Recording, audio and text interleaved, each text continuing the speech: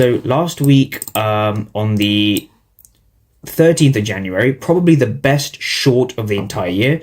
So we've been pretty much bearish on the S&P 500 or ES futures. And so I'm going to be breaking this down in terms of how I find my key levels, because this is the most asked question I get. And this is the first part of the story. How do I set my scene?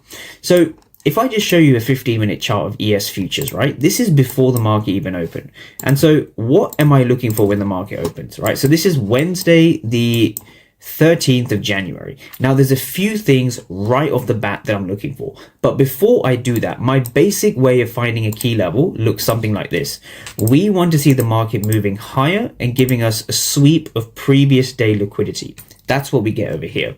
And then we have a break to the downside. So this is where the short became real. This was the key level that we're looking for. So I have very strict criteria when it comes to finding key levels, right? This is where the story actually begins. Now, if you just take a look here on the 15-minute time frame, this is 8:30 Eastern. We had a news event over here.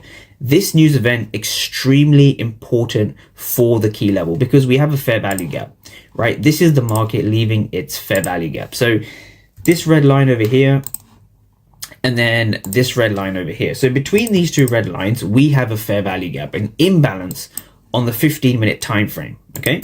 Now, what I like to do with my key levels is I like to take the candle before the fair value gap, right? So I will take the candle before the fair value gap, and this is my key level, right? Now, again, what makes a key level for me, just without using order flow, right? Let me just change that to great. Without using order flow, right? What I look for specifically is a sweep of a previous day high or low. This is the most powerful combination. Sweep of the previous day high and a fair value gap. That's just from naked price action. No order flow, just naked price action, right? Now, once you have that in place, what you're now waiting for essentially is you're waiting for the market to come into this